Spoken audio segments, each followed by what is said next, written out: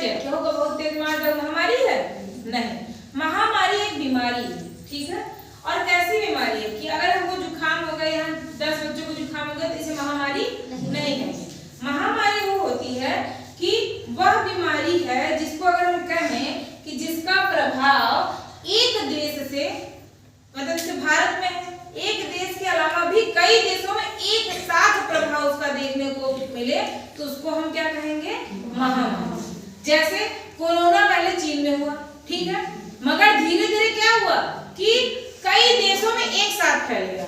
America में भी हो गया, जापान में भी हो गया, भारत में भी हो गया, चीन में हो गया, पाकिस्तान में हो गया। क्या एक साथ हुआ ना? तो एक टाइम पे कई देश जिस बीमारी, एक ही बीमारी से अगर एक साथ कई देश जूझता हो तो इस प्रकार की बीमारी को हम क्या कहेंगे? महामारी। अंतर समझना बीमारी और महामारी में क्या अंतर है? बीमारी हो गया है, थोड़ा सा है, ठीक है, एक क्षेत्र में है, एक जिले में है, थम गया, कंट्रोल कर लिए, खत्म हो गया। उसको कोई भी बीमारी को महामारी का रूप कब देते हैं? कि वह बीमारी जब एक साथ बहुत तेजी से कई देशों में एक साथ फैल जाती है तो ऐसी बीमारी को हम क्या नाम दे देंगे? महामारी। महामारी मतलब बीमारी ही है। जैसे अभी हाल में हम लोग किस बीमारी से जूझे थे? कोरोना से जूझे थे ना। उसमें सारा देश, मतलब विदेश जितने भी थे, सब हाहाकार हो गया था, सबको बर्बाद कर दिया था कि नहीं कर दिया था? और कितनी तेजी से फैल रहा था। एक को हुआ, 1 से 2 में हुआ, 2 से 4 में हुआ, 4 से 8 में हुआ, 8 से 16 में हुआ, 16 से 32 में हुआ, 32 से 64 में हुआ। मतलब एक साथ है, एक साथ जिसके टच में आ जा रहा था सबको क्या कर दे रहा था? धराशायी कर दे रहा था ना।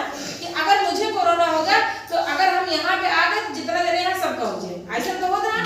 फिर इतना जने जहाँ बाहर जा गया, जैसे अगर 10 जने नहीं आवे, 10 जने जावे तो 10 जने और हो जाएगा, 20 जने हुई है, 20 जने फिर खत्म हो जाएगा तो कितना 40 जने हुई है। धीरे धीरे क्या होता था कि पूरा पूरा गांव, पूरा जिला उससे क्या हो जाता था? ग्रसित हो जाता था। तो वह बीमारी जिसका प्रभाव एक से अधिक देशों में एक साथ देखने को मिल जाता है, ऐसी बीमारी को हम महामारी कहते हैं। ठीक, ये क्लियर हुआ? महामारी समझ में आया? और जैसे इसका संक्रमण कैसे हुआ? अब कोरोना किसी एक को ही तो हुआ होगा, सबसे पहले एक को हुआ था, कोई ध्यान नहीं दिया, वो मान लो वहां से हुआ, आसपास लोगों को फैला, फिर लोग कह रहे मर जा रहे हैं, तो लोग अपनी जान बचा के, जैसे हुआ कि चीन में मर जा रहे हैं तो चीन से लोग भागे कहाँ? आसपास बगल देशों में भागे, कंट्रोल नहीं किया गया। तो वो जहां जहां गए क्या किए? अपने साथ बीमारी को भी तो लेके गए। अब जैसे बंबई में जब अपने भारत में आया था तो सबसे ज्यादा दिल्ली और बंबई में हुआ था ना। तो दिल्ली और बंबई के लोग क्या किए थे? गांव में कोरोना कैसे पहुंचा? गांव में कोरोना कैसे पहुंचे भाई? अमेठी में कोरोना कैसे पहुंच गया? दिल्ली से आई। से लड़के कहा था दिल्ली से, तो दिल्ली से आई कैसे आई? चल करके तो खुद नहीं आई, किसी दूसरे पकड़ ले। हाँ, वहाँ जो लोग थे जब उनको पकड़ लिया तो अपनी जान बचाने के लिए कहाँ भागे? गांव चला, गांव से ये नहीं समझ रहे कि भैया जहाँ हो वहीं रुको, वहीं पे इलाज करवाओ, वहीं पे ठीक हो जाओ। क्योंकि ये महामारी जो रोग होता है, एक को होगा तो ये इसके संपर्क में जितने लोग आएंगे क्या करेंगे? सबको लपेट देगा, सबको घायल कर देगा। बंबई में हुआ, दिल्ली में हुआ, वहां उनको कोरोना हो गया तो उनको अपने गांव की याद आई और वो सीधे सीधे जहां थे इस तरह वो पूरे देश में, भारत देश में फैल गया, पूरे देश में। कोई छत्तीसगढ़ चला गया, कोई बिहार चला गया, कोई अमेठी चला गया, कोई सुल्तानपुर चला गया, कोई गाजियाबाद चला गया, हर जगह चले गए। तो एक बीमारी जो बंबई में थी वो पूरे भारत में फैल गई कि नहीं फैल गई? कैसे फैली? लोगों के द्वारा ही फैली और बहुत तेजी से फैली। तो हुआ ना, इस तरह के भयानक बीमारी को हम महामारी का नाम दे देते हैं। इसमें सबसे अच्छा उदाहरण क्या है हमारा? कौन सी बीमारी का? कोरोना। कौन सी बीमारी? कोरोना। अभी हुई थी कोरोना ना। और अच्छा, इसके नुकसान क्या होते हैं अगर पूरे देश पे महामारी लग जा रही है? ये ऐलान हो गया, सरकार ऐलान। अच्छा, इस बीमारी को सरकार मतलब कहती है, जब ये महामारी फैलती है तो सरकार द्वारा घोषणा की जाती है कि ये बीमारी को महामारी घोषित किया जाता है। तो कोरोना को भी तो सरकार ने क्या किया था? महामारी घोषित किया था ना कि महामारी हो गई है। इसका प्रभाव क्या होता है? इसका प्रभाव सबसे ज्यादा तो होता है कि लाखों की संख्या में लोग क्या होते हैं?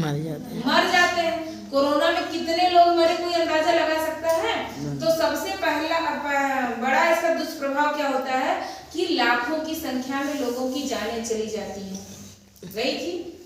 आप लोग को इससे कुछ इसमें बताने की जरूरत नहीं है। हाँ, हो सकता है कोई दूसरी बीमारी रही होती तो आपको कहानी लगती, मगर ये कहानी नहीं है, आप खुद जूझे हो इससे, खुद देखे हो, ठीक। तो इसमें कितने लोगों की जानें चली गई थी। दूसरा क्या होता है, आर्थिक संकट आ जाता है देश पर। दूसरा प्रभाव क्या होता है, आर्थिक संकट, मतलब पैसे की तंगी हो जाती है कि नहीं हो जाती है। लोग दिल्ली से, बम्बई से या जहां शहरों में कमाने गए थे, वहां से क्या कर रहे थे, अपना रोजगार छोड़कर गांव की तरफ भाग रहे थे कि नहीं भाग रहे थे, कि क्या करते, भैया जन्मा बचा रहे तो पैसा बहुत कमाओ। यही तो लोगों का कहना था कि अपने घरे भागा, जान बची रहे तो पैसा बहुत कमाओ। लोग अपनी जान, तो पैसा कहाँ से, आर्थिक संकट आए नहीं, लोगों का रोजगार छिन गया, लोगों की नौकरियां छिन गई, देश को भी आर्थिक संकट हुआ। तो दूसरा सबसे बड़ा प्रभाव होता है कि आर्थिक संकट आ जाता है। तीसरा क्या है, लोगों की जीवन शैली जो है वो अस्त व्यस्त हो जाती है। अस्त व्यस्त मतलब इधर उधर उथल पुथल हो जाती है कि नहीं। आप लोग देखिए, आप लोग स्टूडेंट हो, आप लोग कोरोना में आप क्या मान लो यहाँ नहीं हुआ था, आप अपने गाँव थे, मगर तब भी आपके जीवन में प्रभाव पड़ा था। कुछ कैसे, आपका विद्यालय बंद कर दिया गया था, कर दिया गया था, नहीं कर दिया गया था। एक साल पूरा पढ़ाई आपकी नहीं हुई है, आपका जीवन अस्त व्यस्त हुआ कि नहीं हुआ, हुआ। सबसे नुकसान आपको हुआ कि नहीं हुआ। तो ऐसे ही बेटा, जब भी कोई महामारी देश में आती है तो उसका खामियाजा सबको भुगतना पड़ता है, सब लोग। अभी सबसे अच्छा उदाहरण कोरोना का है। आप कहो कि मैडम जी हम तो पैसा नहीं कमाते, हमारा क्या नुकसान हुआ। तो आपका नुकसान ये हुआ था कि आपको याद हो तो 1 साल के लिए पूरा स्कूल बंद था, बंद था। जैसे 6 में बच्चा निकला, 7 में सीधे चला गया, 7 वाला बच्चा 8 में सीधे चला गया। मुश्किल से मुश्किल 5-6 दिन उसमें स्कूल चले थे, वो भी पूरे बंद थे। तो क्या जो आप प्रमोट होकर के आ गए, जो पिछला छूट गया, आपको कोई मास्टर उसको पढ़ाया, हाँ, नुकसान हुआ आपका कि नहीं हुआ। ये भी आपका जीवन अस्त व्यस्त हुआ कि नहीं। भाई आप शिक्षार्थी हो, आपके लिए सबसे इम्पोर्टेंट शिक्षा है, आपसे वही छिन गया तो नुकसान हुआ आपका कि नहीं हुआ। मान लो आप कमा नहीं रहे हो, जो कमा रहे थे उनका भी जीवन अस्त व्यस्त हुआ कि नहीं। दिल्ली से आकर के जो है 4-4 महीना 6-6 महीना गांव में पड़े रहे, जिसके घर में एक कमाने वाला है और दिल्ली में बैठे कमा रहा है, मान लो 10,000 रुपए कमा रहा है, घर में और कोई इनकम नहीं है, तो कहां से अपने परिवार का भरण पोषण करेगा, कहां से खिलाएगा। भीख मांग के खिलाए तो सरकार की कृपा थी कि जो है राशन वासन देते गए, लोगों को पता नहीं चला। मान लो वही सरकार वो राशन ना देती तो कहां से खाते आप लोग। आधे लोग तो भूखमरी से मर जाते कि ना मर जाते। तो इसे कहते हैं महामारी। वह बीमारी जो एक साथ क्या करे, पूरे देश को तबाह कर दे, नुकसान पहुंचाए और एक साथ कई देशों में हो जाए, ऐसी बीमारी को हम महामारी कहते हैं। बस कक्षा 7 आपको डिटेल नहीं पढ़ना है। देखो आप इतने में दिया गया, आप उसमें इसकी परिभाषा लिखिए, ठीक। इसके कौन कौन से उदाहरण है, महामारी के कौन कौन से उदाहरण है, और महामारी का देश पर क्या प्रभाव पड़ता है वो लिखिए। प्रभाव मैंने बताया 2-3 प्रभाव होता है ना। पहला प्रभाव क्या है, लाखों संख्या में लोगों की क्या हो जाती है, जान चली जाती है। दूसरा क्या था, आर्थिक संकट आ जाता है देश पर।